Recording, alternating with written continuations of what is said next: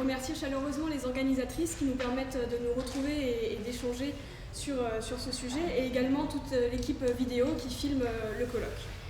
Alors, je vais vous parler ici de ce qui se passe avant l'arrivée des enfants, en fait, la grossesse de femmes qui attendent leur premier enfant.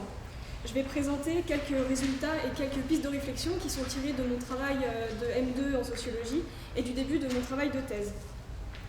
Ma recherche part de la notion de travail reproductif, que je définis comme l'ensemble des tâches qui permettent d'aboutir à la naissance d'un enfant en bonne santé et à son intégration dans une société et dans une famille. Donc je considère que les dimensions matérielles et symboliques sont indissociables. Je cherche à saisir empiriquement ce travail reproductif et sa place dans les sphères domestiques et professionnelles. Pour cela, j'ai effectué une enquête de terrain exploratoire auprès de 10 femmes enceintes par des entretiens biographiques et par des observations dans 2 maternités de région parisienne. L'appel à communication pour le colloque posait la question « Les mères travaillent-elles ?» en parlant du travail rémunéré. Dans le cas des 10 femmes qui sont des mères en devenir que j'ai interrogées, 8 d'entre elles travaillaient, étaient en emploi au moment de l'entretien, et toutes l'ont été pendant l'année qui précédait l'entretien. Ces informations-là, évidemment, ça n'a rien de représentatif, mais on peut remarquer que c'est congruent avec les données qu'on a au niveau national, puisque l'enquête périnatale de 2010 indique que 80% des femmes ont travaillé à temps plein pendant leur grossesse. Ce que je voudrais montrer ici, c'est qu'il est intéressant de penser la grossesse comme travail reproductif pour penser le rapport entre reproduction et travail salarié. Cette notion de travail reproductif, elle permet d'intégrer la reproduction humaine dans le continuum d'activité des femmes et de penser les tensions et les convergences entre travail reproductif, travail domestique et travail rémunéré. Donc je vais organiser mon propos en 2 parties. Une première sur la conceptualisation de la grossesse comme travail reproductif et une seconde sur les rapports entre grossesse et travail salarié. Donc tout d'abord, pourquoi parler de travail reproductif? Quel est l'intérêt de cette notion? On remarque que alors que les sciences sociales féministes accordent une grande importance théorique à la reproduction, en la plaçant par exemple, comme Anne-Marie Devreux, en la plaçant au cœur des rapports sociaux de sexe, il semble que la grossesse en tant que telle a peu été étudiée et théorisée comme un fait social. La grossesse et l'accouchement ont surtout été analysés du point de vue de leur médicalisation et aussi de l'importance croissante des nouvelles technologies reproductives. Ou alors, la reproduction a été considérée comme un donné naturel, entre guillemets, sur lequel il faudrait intervenir par la science et par la technologie pour compenser une sorte de handicap naturel des femmes. Or, le problème que je vois à ces 2 types d'approches, donc d'un côté médicalisation, de l'autre handicap naturel, c'est qu'elles prennent pour acquise la passivité des femmes dans le processus de reproduction. Et à mon sens, le partir de la notion de travail reproductif permet au contraire de considérer les femmes comme pleinement actrices de la gestation et de la reproduction humaine en général. Donc c'est vraiment cette approche que j'adopte et dont je voudrais vous montrer l'intérêt. En reprenant le geste féministe qui a consisté à mettre en lumière le travail domestique, je voudrais faire porter le regard sur le travail reproductif, pris ici au sens restreint de gestation. Et donc cette démarche, elle s'inscrit dans les propositions des chercheuses dites féministes matérialistes, en particulier les travaux d'Anne-Marie Devreux, d'Anne-Marie Donne-Richard, de Paola Tabet, ou dans une perspective un peu différente d'Anne Oakley pour les travaux en langue anglaise. Interroger la grossesse comme travail reproductif, ça suppose de chercher à comprendre ce que font les femmes, et pas seulement ce que le corps médical leur fait, mais aussi de définir la reproduction comme un phénomène qui ne se cantonne pas à ce qu'il se passe dans le corps des femmes. En effet, si on définit le travail reproductif comme l'ensemble des tâches qui aboutissent à la naissance d'un enfant et son intégration sociale, alors il faut aussi prendre en compte ce qu'il se passe autour du corps des femmes, ce qui rend possible et agit sur la grossesse, l'encadrement médical, l'apprentissage de savoir et de savoir-faire, la réorganisation du quotidien, les soins à la femme enceinte, l'adoption d'une identité de nouveaux parents, etc. Et donc, en ce sens, le travail reproductif, il peut aussi être effectué, et il l'est généralement, par d'autres personnes que la femme enceinte, des soignants, des proches, le conjoint, des collègues. Dans cet exposé, je vais me concentrer uniquement sur ce que font les femmes elles-mêmes. Pour saisir empiriquement le travail reproductif, ce que font les femmes en tant que gestatrices, un élément qui est apparu absolument central au fil des entretiens avec les femmes, c'était la charge mentale induite par la grossesse.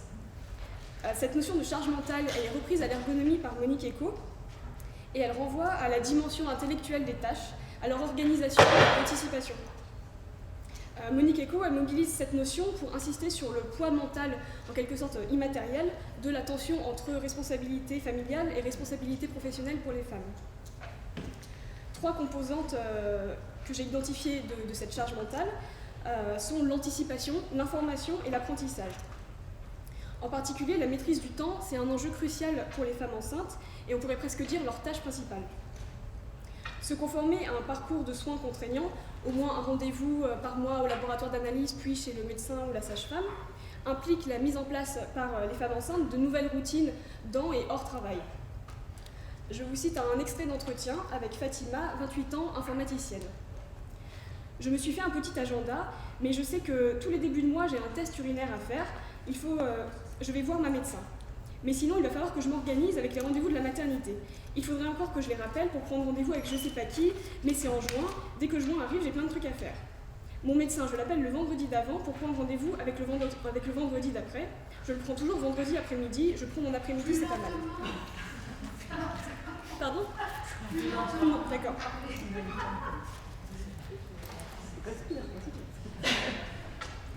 Les femmes enceintes, elles anticipent également, évidemment, les soins aux nouveau-nés, en se formant, en acquérant des objets, des vêtements, des meubles, en préparant la chambre.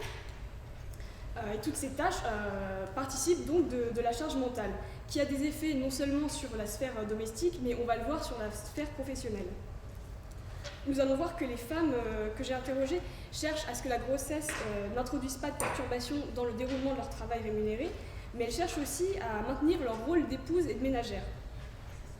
Face à une fatigue parfois paralysante, plusieurs femmes, à l'instar de Fatima que je viens de citer, effectuent une gestion resserrée du temps en rentabilisant en quelque sorte les moments où elles se sentent bien pour s'occuper de leur conjoint et entretenir le foyer. Et il s'agit, pour le dire à la Goffman, de sauver la face en tant que ménagère et future mère de famille.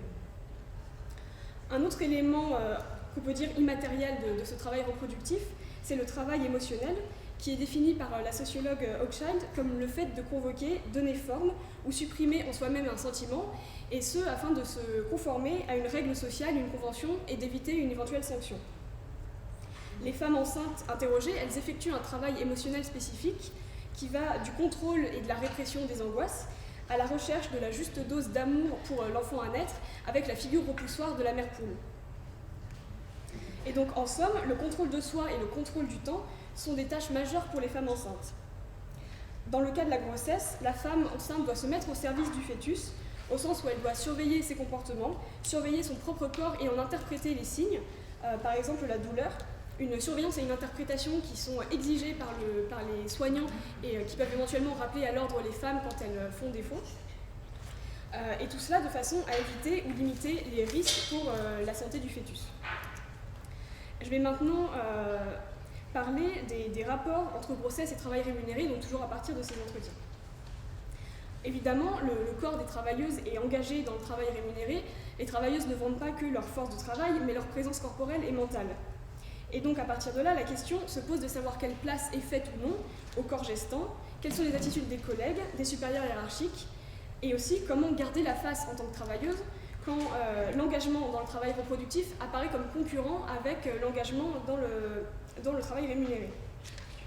Donc j'aborderai d'abord les réactions des collègues et des supérieurs hiérarchiques, puis dans un deuxième temps, je traiterai de la grossesse en milieu de travail comme d'un problème de conciliation avec des guillemets, puisqu'on a vu que ce terme pose un certain nombre de questions. Une des premières questions qui se posent pour les femmes que j'ai interrogées, c'est de savoir quand annoncer la grossesse. Légalement, elles peuvent effectuer une déclaration officielle de grossesse à partir du 3e mois auprès de leur employeur, ce qui les protège contre un licenciement et leur permet en théorie d'obtenir des aménagements d'horaire et de poste. En théorie également, elle leur permet de réduire d'1 heure par jour leur temps de travail. Et pour toutes les femmes que j'ai interrogées, l'annonce ou non de la grossesse sur le lieu de travail a constitué une sorte d'épreuve de leur implication. Plusieurs l'ont annoncé bien avant les 3 mois, par souci du temps nécessaire à la réorganisation du collectif de travail quand elles seront en congé maternité, et également par, je cite, politesse envers leurs supérieurs hiérarchiques. Je cite un extrait d'entretien avec Maryse, 40 ans, employée de banque. Après, je l'ai dit à ma chef, Parce que je me suis dit, comme j'avais déjà une collègue qui était enceinte, et elle l'avait annoncé aux fameux 3 mois, ils aiment pas trop vous dire ce qui est. Et je me suis dit, purée, elle est déjà enceinte, elle va partir en congé maternité, et moi je vais me ramener avec mes gros sabots, coucou, je vais partir aussi. Donc je lui ai annoncé directement, comme ça je me suis dit, ça fait 1 mois de grossesse, il y aura le temps de voir venir. Par ailleurs, l'annonce précoce de la grossesse, avant les 3 mois, elle vient aussi justifier une possible diminution de la productivité ou de l'efficacité de la travailleuse. La grossesse est alors pensée par les femmes elles-mêmes, dans le contexte du travail salarié, comme une perturbation qu'il convient d'anticiper et dont il faut limiter les effets. Les femmes interrogées sont prises dans une contradiction entre d'une part une injonction de type médical à se reposer, à limiter leurs efforts, et d'autre part une injonction à ne pas limiter leurs efforts au travail pour ne pas être disqualifiées en tant que salariées. Et toutes les femmes que j'ai interrogées m'ont dit qu'elles ne réduisaient pas leur temps de travail d'1 heure par jour alors qu'elles en ont légalement le droit. Il semble souvent, d'après les témoignages recueillis, que le corps gestant, le corps de la femme enceinte soit déplacé dans le lieu de travail, au sens où des collègues ou des supérieurs hiérarchiques ne lui reconnaissent pas de place. Le rejet ou l'indifférence de l'organisation professionnelle envers la grossesse peut se manifester dans l'inadéquation de l'environnement de travail ou du poste de travail, comme la station debout obligatoire pour une femme préparatrice en pharmacie, ou encore l'obligation de porter des talons pour une hôtesse d'accueil en entreprise. Et le rejet de la grossesse dans le milieu professionnel peut même être anticipé, comme lorsqu'une femme interrogée qui est au chômage s'est vue conseillée par les agents de Pôle emploi de renoncer à chercher un emploi du fait de sa grossesse. L'absence de reconnaissance de la grossesse dans le lieu de travail, à la fois au sens d'une absence de valorisation et d'une absence d'accord sur les aménagements à apporter, se manifeste par des remarques, par un reproche au détour d'une phrase. Une anecdote qui est rapportée par Maryse, que j'ai citée tout à l'heure, témoigne du fait que son supérieur hiérarchique direct considère que les femmes enceintes demandent des aménagements indus, que leurs exigences entre guillemets sont déplacées. Je cite cet entretien avec Maryse. Ah oui, ça c'est plus les chefs qui font des remarques, parce que de toute façon dans l'agence il y a une majorité de filles, donc déjà elles se sentent un peu plus concernées. Mais les chefs, ouais. Je demande, vos chefs c'est des hommes? Maryse. Oui, mon directeur de secteur c'est un mec. Et lui par contre il m'a un peu saoulée. Ah bah de toute façon vous êtes bientôt en vacances. Et là, de toute façon, j'ai droit à 1 heure par jour, donc je prends ou pas selon le boulot que j'ai. Puis des trucs tout cons, on s'est fait livrer une machine expresso, Nescafé, je sais pas quoi. Comme j'aime pas le café, je dis, elle fait pâté ou chocolat? Et là, il vous balance, bah attendez, on va pas investir sur vous. Donc allez, c'est bon, je vais me faire un thé dans mon coin. On le voit à cet extrait, Maryse module les aménagements en fonction de sa charge de travail et de l'urgence de certains dossiers. Les dispositions de protection des femmes enceintes, en l'occurrence le congé maternité, sont décriées par son chef comme un repos excessif, les vacances. Le même reproche a été fait à Amélie, qui est journaliste, et là encore par un collègue homme. La grossesse est discréditée comme une période d'oisiveté. Le terme « les vacances » revient dans plusieurs entretiens. Les personnes qui adhèrent aux intérêts de l'entreprise ou qui les incarnent par leur fonction, comme les supérieurs hiérarchiques, considèrent souvent que la grossesse est une distraction du travail, au double sens d'un empêchement de travailler et aussi d'un loisir de la salariée. Et les femmes enceintes ont donc à répondre à une remise en cause, on va dire, à 2 faces. D'une part, qui a 2 dimensions, Une dimension comptable, la grossesse ferait perdre de l'argent et du temps à l'entreprise, et aussi une dimension morale, la grossesse serait le signe d'un manque d'implication et d'un manque de sérieux de la salariée. Cela dit, il faut mentionner que les collègues jouent parfois un rôle important dans le déroulement de la grossesse, en apportant une aide, en apportant également des conseils et des récits, et donc en participant à tout le travail d'apprentissage des femmes enceintes. Je voudrais maintenant insister sur le fait qu'il me semble qu'on peut conceptualiser le rapport entre grossesse et travail rémunéré comme un enjeu de conciliation. On pourrait conceptualiser la situation des femmes enceintes en emploi comme une triple journée. Ces femmes, elles réalisent, outre leur travail rémunéré, un ensemble de tâches domestiques et un ensemble de tâches reproductives.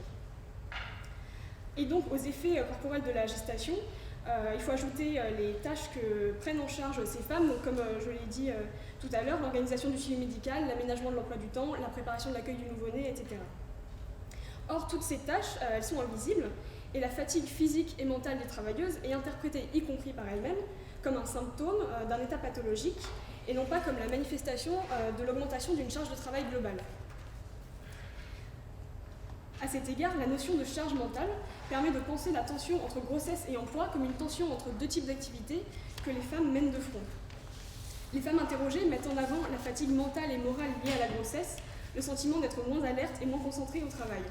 Et elle mentionne aussi un ensemble d'aménagements, de petits riens qui leur permettent de faire tenir ensemble grossesse et emploi. Il s'agit avant tout d'un travail sur le temps, comme Maryse qui par exemple explique qu'elle se lève plus tôt le matin de façon à ne pas avoir à courir pour attraper le métro et donc se préserver de certains risques, mais pour arriver quand même à l'heure à son travail, malgré le fait qu'elle dort souvent mal. Autre exemple, Cécile, qui est psychomotricienne en hôpital, a transformé le type d'exercice qu'elle fait avec ses patients et gère son temps de façon très resserrée pour se ménager des pauses entre 2 consultations. Dans la mesure où la responsabilité de la reproduction est très largement attribuée aux femmes, ce que l'on constate en se penchant sur les sphères médicales et domestiques qui constituent une autre partie de mon travail, les effets de la procréation sur le travail rémunéré sont évidemment très asymétriques entre les femmes et les hommes. Le couple formé par Maryse et son conjoint forme en quelque sorte un cas d'école. Tous les deux sont employés de banque. Le conjoint va repousser son congé paternité pour ne pas faire mauvaise impression envers son supérieur hiérarchique, tout en prenant une semaine de congé qui lui permet de préparer un concours interne. Ce concours lui permettra d'obtenir une promotion et une augmentation, tandis que Maryse repousse sa candidature à un concours similaire et envisage même d'y renoncer. Tout se passe donc comme si la grossesse était une période de structuration et de cristallisation de la division des rôles et de l'inégalité d'accès aux ressources, en l'occurrence l'argent via un salaire. Donc pour résumer, on peut identifier plusieurs composantes du travail reproductif: le travail sur soi, l'apprentissage théorique et pratique, un apprentissage également des techniques du corps, et ce que j'appelle un travail d'intendance, c'est-à-dire l'organisation-réorganisation du foyer. La charge mentale est dans tous les cas un élément majeur. Mais ce qui est important et problématique, c'est que dans le cas de la grossesse, évidemment, celle-ci n'est pas pensée ni vécue comme un travail, tout en impliquant une charge physique et cognitive importante. La visibilité de la grossesse sur le lieu de travail, soit quand elle est annoncée ou alors quand le ventre de la salariée devient proéminent et visible, provoque et révèle un rejet du non-productif dans le lieu de travail, et également le fait que la vie privée des salariés n'est prise en compte que dans la mesure où elle peut faire obstacle à la production et au fonctionnement routinier de l'organisation. Je voudrais souligner ici que je ne pense pas que ce soit du tout spécifique à la grossesse, mais que la grossesse révèle ces dynamiques. Et donc regarder la grossesse comme un travail reproductif permet de mettre en lumière la dépense d'énergie physique et mentale qu'elle implique, l'organisation temporelle et matérielle qu'elle suppose, et ainsi de regarder la tension entre grossesse et travail rémunéré, non pas comme la conséquence d'un état pathologique, mais comme une contradiction entre 2 types de responsabilités et 2 types d'activités.